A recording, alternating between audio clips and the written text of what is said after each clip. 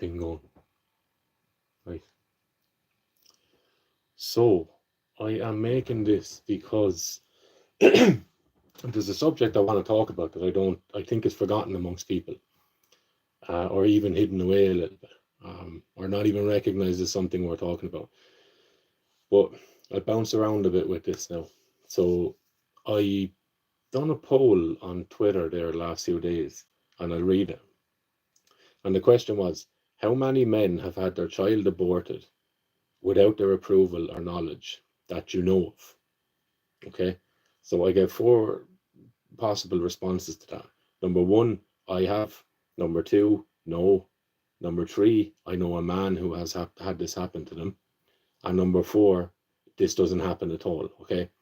So out of 68 respondents, small enough pool sample, but enough to go on something like, okay. So 51% of men, a combined 51% of men, have either had their babies aborted without their consent, approval, or knowledge, or they knew a man who this has happened to. Um, so, so what? We have small pool, 68 respondents. So 16% of people, or 16% of men, sorry, have said that they've had their child aborted without their approval or knowledge. So perhaps they found out afterwards. They must have found out afterwards if they're answering yes to it. And then a further 35% of people said that they know a man who this has happened to, okay? Now, that combines to 51%, so over half. So 34 of the men that responded to this poll either had their child aborted or they know a man who has had their child aborted. Now, obviously, we're looking at this loosely because the 51%, they could be referencing each other, you know. So 35% of the men who know a man that this has happened to, they could be very well referencing some of the 16% of men who said that they have had it happen to them, okay? But either way, you're still looking at least 16% of people who have had, or 16% of men, sorry, I keep saying people, 16% of men who have found out that their baby's life was taken, their baby was aborted without prior knowledge from themselves, okay? So why am I talking about this? If we look at Ireland since the abortion referendum, we have numbers. I took this off Wikipedia, but it's from a government document that give the numbers out. Make it at what you will, you know. So in 2019, we have 6,666. What a horrendous number to start it out on. But either way, over 6,500 abortions in 2019. In 2020, we have, I've notes here in front of me, so that's what I'm looking at. We've had 6,577 abortions. In 2021, we have 4,577 abortions. And in 2022, we have 8,156 abortions. So that combines to about 25,976 abortions. So about 26,000 babies have been aborted in Ireland over the last 4, 5, 6 years. I couldn't find numbers for 2023, but if we give a low ball of 5,000, which is much lower than any of the previous years, we're working now at around 30,000 babies aborted in the last 5 years, 5 or 6 years, okay? Massive, that's a massive number. That's a big town. That is twice the size of my hometown in 5 years. Gone. Okay. Whatever. Right. I'll throw out the caveat before we continue as well. I understand that women will come and say, but what about X, Y, and Z, rapes? I understand all that. The rape statistics in America, I think, for abortions is about 1%.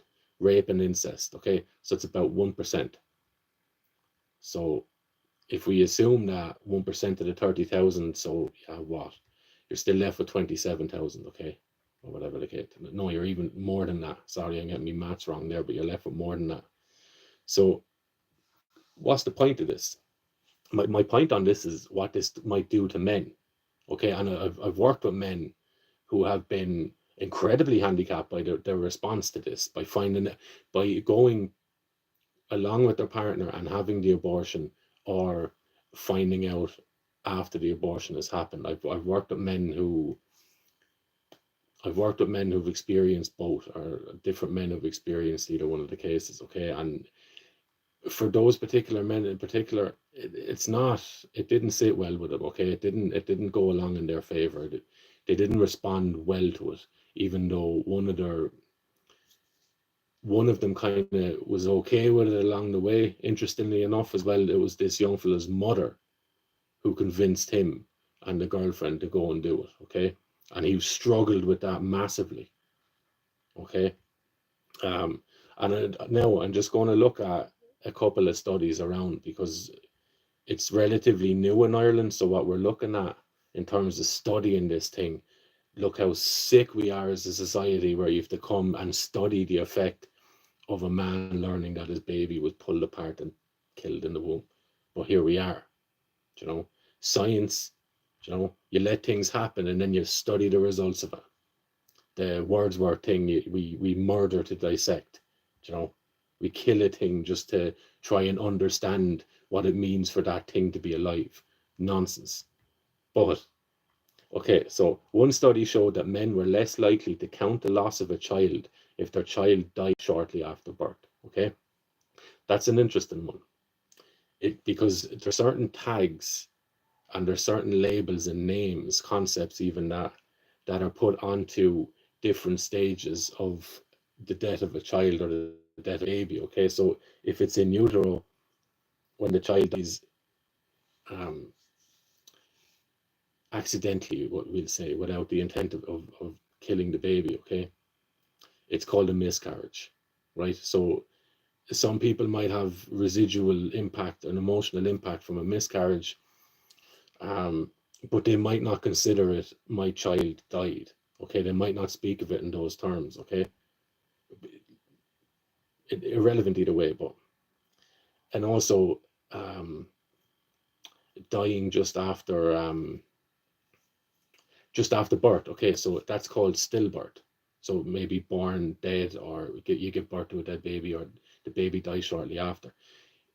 From this study, men are less likely to consider that as a loss of their child. They will consider it as it was stillborn.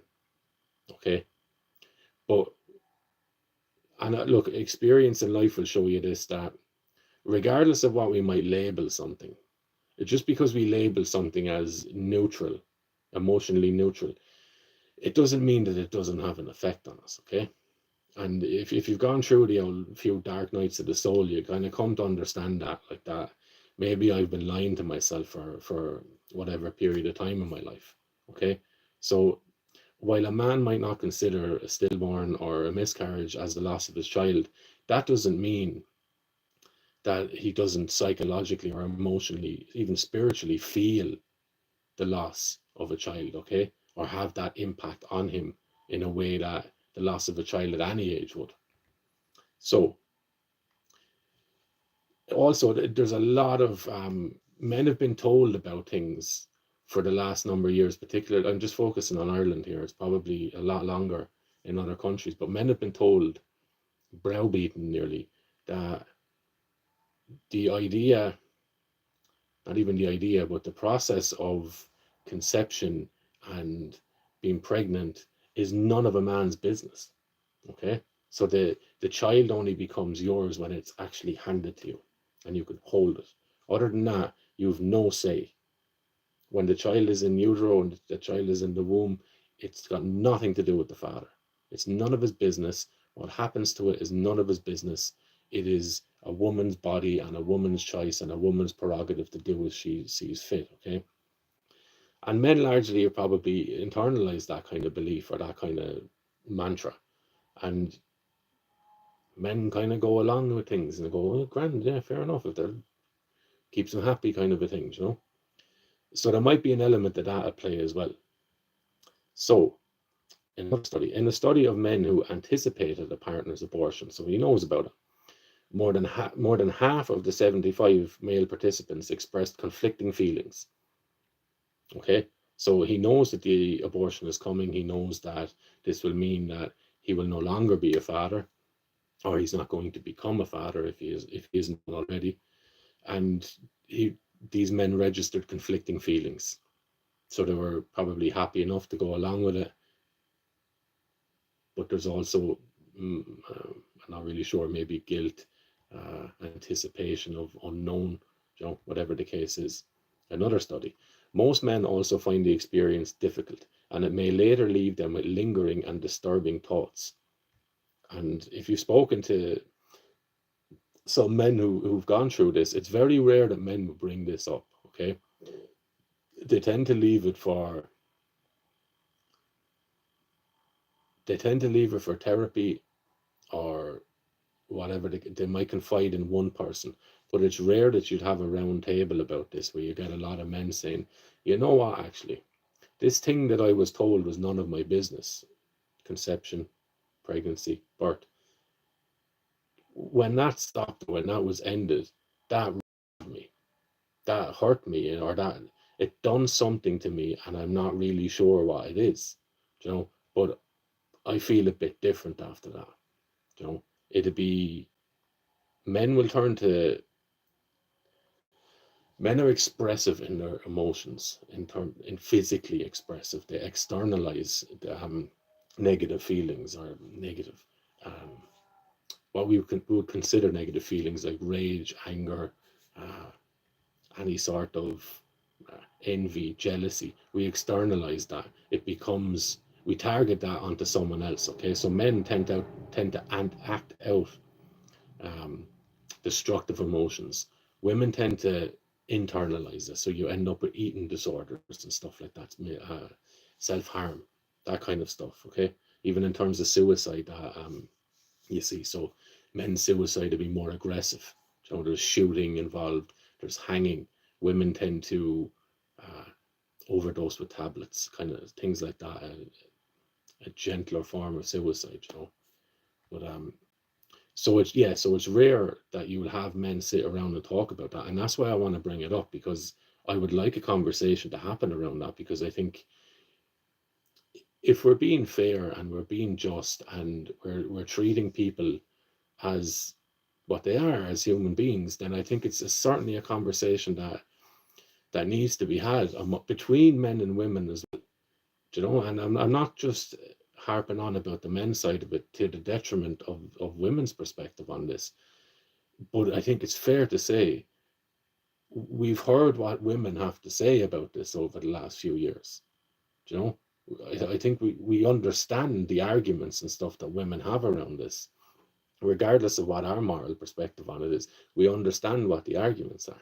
All I'm trying to do is subtly introduce, maybe men have something valid to say about this too.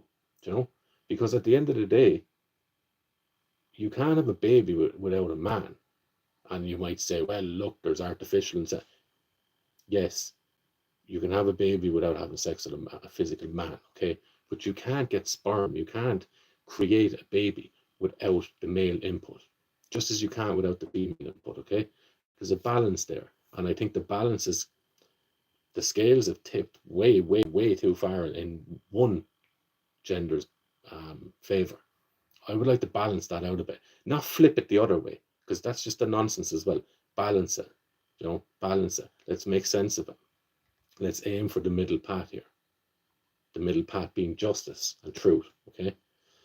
So another one: common experiences among men whose partners have an induced abortion include ambivalence, loss, grief, guilt, self-reproach, a feeling of responsibility, depression, anger, sexual dysfunction, depression, and post-traumatic stress response.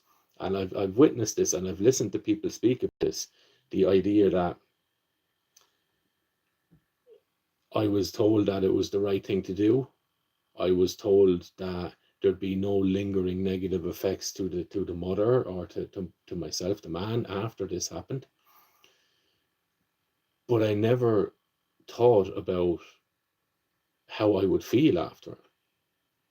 And now that I'm after thinking about it, how did I allow this to happen? Because I can't take that back now.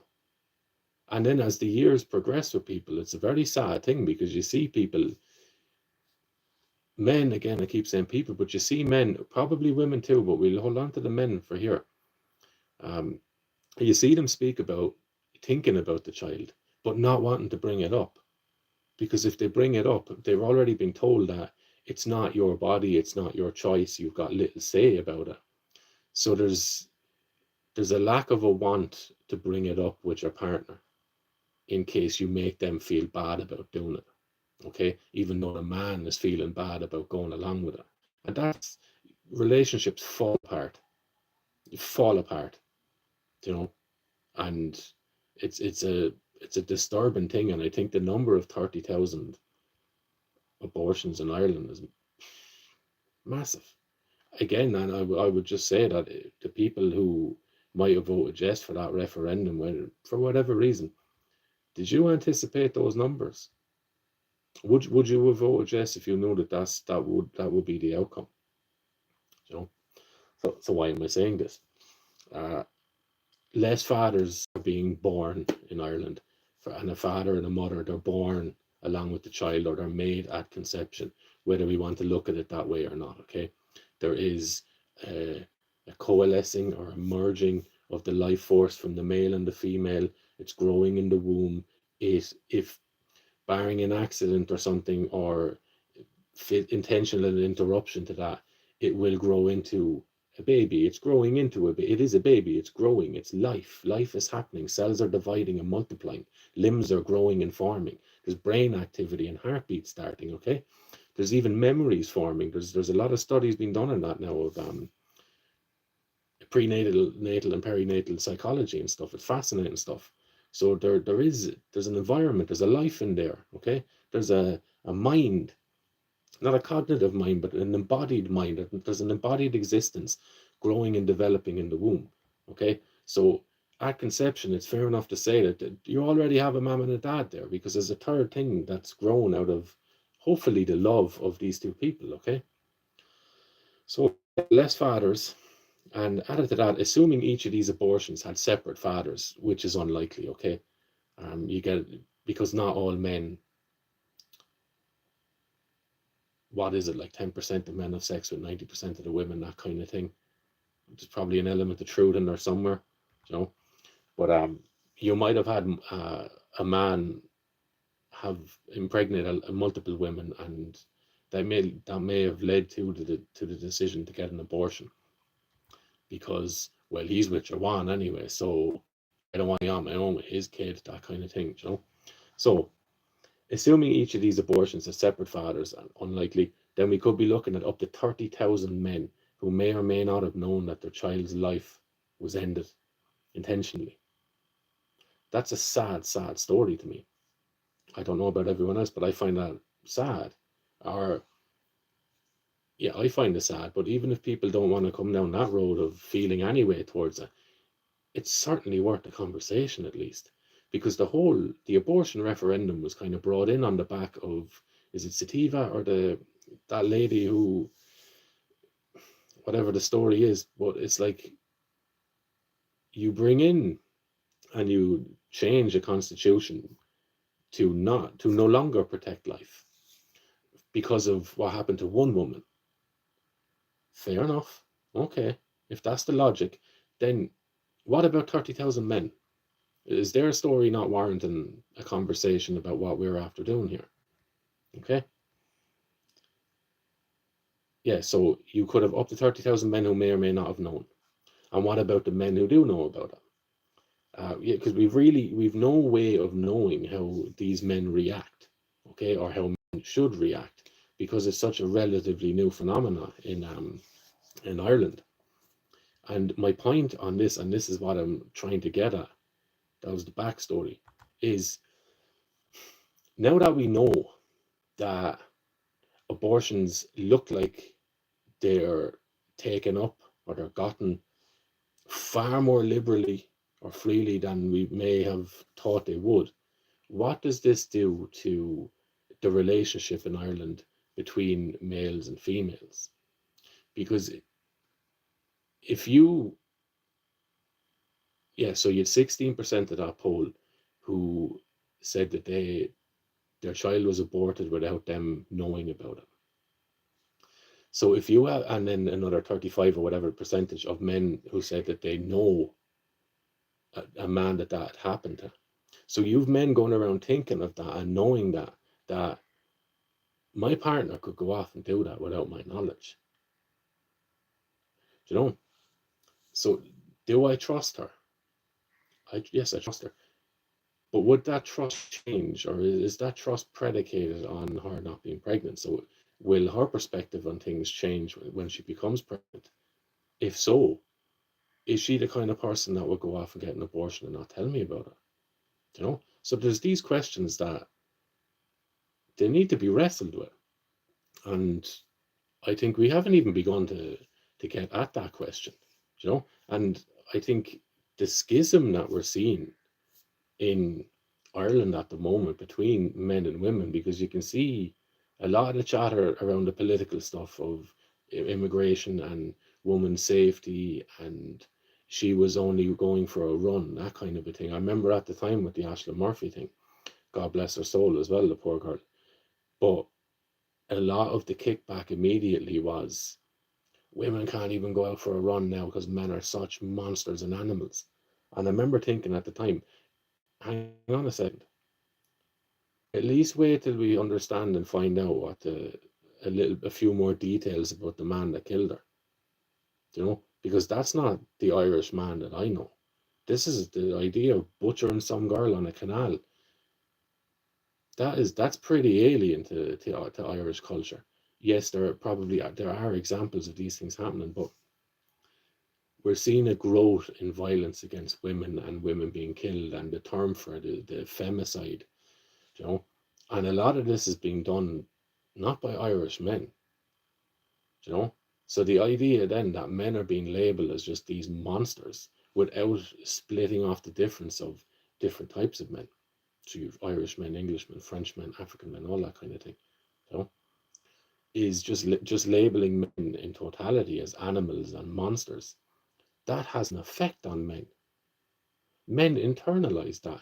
So if men come to the belief, or if they understand that others hold the belief that they're innately horrible and all men are rapists, you know, just waiting for the opportunity, that will change a man's actions. Like, so men will no longer hold the door for a woman because they might be afraid of the kickback. They will no longer be uh, confident and assertive in approaching a woman because they're afraid of the kickback. They won't want to be defending a woman or protecting a woman as much because of the fear of the kickback of it. Okay? What's the point? If I'm just going to be labeled XYZ anyway, what is the point? I'm putting myself in danger by doing something that's probably a natural urge. But what is the point? Society has told me I have no business doing any of this stuff. I've no business talking to a woman. I've no business approaching a woman. I've no business speaking about wanting any rights of a child, my child, whether it's in the womb or in the family court system. Okay, so this has a serious impact on men, to the point where I would argue you're seeing a lot of men. You know, the idea of men going their own way, the MGTOW thing. That's a phenomena that we're seeing. Like, is men just distancing themselves, and you know what, I'm all right just hanging out with the boys for the weekend. I couldn't be bothered with the whole circus that comes along with that, you know. So what happens then? You have men who are not as involved with women. They're not marrying as often. They're not having children at the rate. This is a given. They're not having children at a rate that previous generations of Irish men and women have had.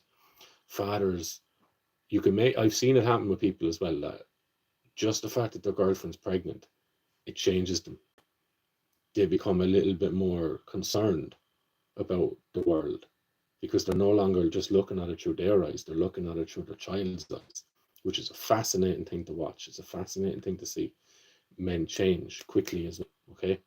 So if that, what would you call it, initiation, that rite of passage is not, men aren't going through it as often as they used to, you can make the argument that you're dealing with a lot of grown up adults who have not stretched forward into fatherhood or into real manhood, if you want to call it that.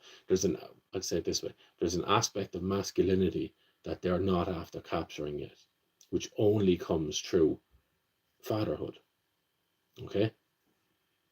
So, yeah, you're seeing men going their own way, not having kids, not having families. And I think there's a serious problem there, because when you look at what else is going on at the same time in Ireland, is the introduction of men from cultures and countries who are not overburdened with the idea, or don't really care about the idea that they're labeled as X, Y, and Z, the way Western men have become indoctrinated into. Okay, so you introduce these more assertive, more kind of in your face males who see women as booty to take, or to capture, or to seduce. Okay, so you have men who are more Irish men, more standoffish. These foreign men who are coming in, who have no issue in standing towards a woman, or going up to a woman, or approaching a woman. Or even worse with the Ashton Murphy case, and you're seeing lots of stories as well. They're saying the correlation between crime and immigration doesn't exist. Ashton Murphy lost her life because of it. There's one. You just need one to destroy that nonsense. Okay, that's a nonsense. But my point on that is, men, they're not as likely to stand out and want to protect what's going on around them anymore, because they're not invested. They're not invested. They see women as what women wanted, which is total separation. I'm my own individual girl. Men just say, fine, off you go. Look after yourself, so, because I'm not bothered anymore. And you can see the consequences of that. Men are less likely to stand out at protests, or stand out and assert themselves in public, or speak the truth, because they've been told for a couple of decades now that their opinion is useless and it's mansplaining. So by destroying the man, by taking away his trust in woman through the conception of a child and the creation of a family, society erodes and falls apart. Okay, and I just wanted to get on here and just say a few little words on that. This is my first time doing this, so I've seen comments in that. I'm not even going to try and read them, because I'll make a hames of it. But I'll leave it with that. So if any of you do know a man who has been through this, if he's open to the conversation, it might be worth your while having a chat with him. Like, just feel, not to try and fix anything, but there might be a want in him to talk about that, because it's at the end of the day, it is his legacy that was taken away from him, even if he consented to it. Which, can you consent to your child being killed, or whatever you want to call it? But anyway, look, I will leave it at that, and I will leave it for people to think about that. The abortion thing might have caused a serious schism between men and women, the ripples of which we're now seeing in a lack of assertiveness in the Irish man. Even I would say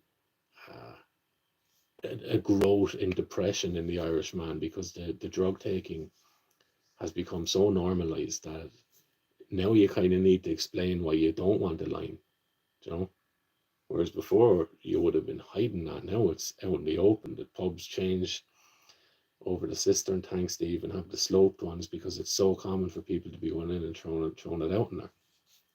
So you have men diving into that. That's misery. That leads to suicide. That leads to death. That leads to other addictions. That leads to the ruination of life, Irish life, and manly life. Okay, so look, that's my 2 cents on that, and it's something I probably come back to over the rest of my life, because I find it an interesting one. And I think we kind of need to grapple with that, because I think we're living in the fallout of what happened a few years ago, and the number 30,000 babies, massive. 30,000 fathers lost, maybe. So anyway, have a good night. Thank you, and I will see you again at some stage. Try and turn this thing off now.